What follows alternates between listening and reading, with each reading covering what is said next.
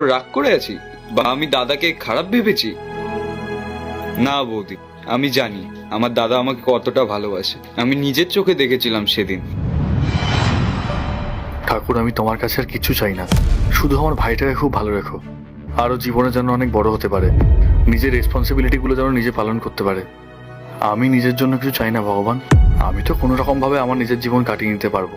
ঠাকুর, আমি নিজের জন্য কিচ্ছু চাই না, আমি শুধু চাই আমার ভাই যেন সবকিছু অ্যাচিভ করতে পারে জীবনে, যেগুলো আমিও করতে পারিনি। তুমি শুধু ওর একটু খেয়াল রেখো, ও যেন খুব ভালো থাকে। আচ্ছা ভাই, তুমি যখন জানো যে তোমার দাদা এতটা ভালো মানুষ, তাহলে তুমি ভয় পাচ্ছ কেন?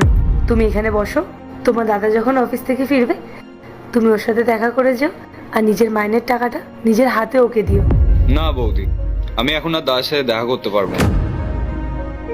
হ্যাঁ, আমি একটা জব পেয়েছি, আমার হাতে প্রথম স্যালারির টাকাও আছে, কিন্তু হতেই তো পারে যে দাদা চায় আমি আরো বেটার একটা জব করি, আরো বেশি স্যালারি যেন পাই।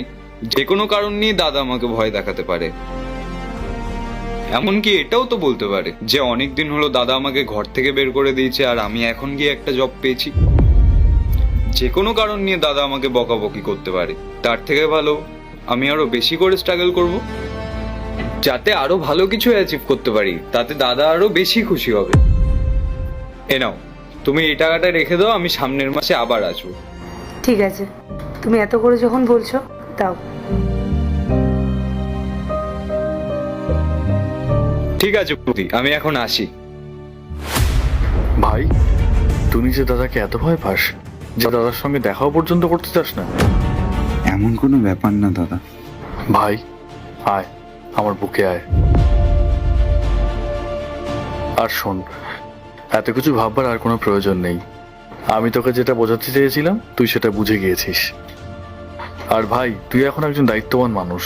আমি তোর থেকে এটুকুই চাইতাম যে তুই জীবনে একজন বড় মানুষ হ আর নিজের পায়ে দাঁড়া। এর থেকে বেশি কিছু চাওয়ার আমার আর ছিল না। তুই কত টাকা ইনকাম করছিস সেটা আমার জানার দরকারও নেই।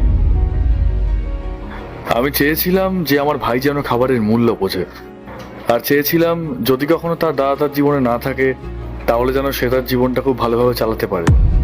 আর আজকে আমি বুঝতে পারলাম যে আমার ভাইকে আমি যে পানিশমেন্টটা দিয়েছিলাম সেটা খুব কাজে লেগেছে।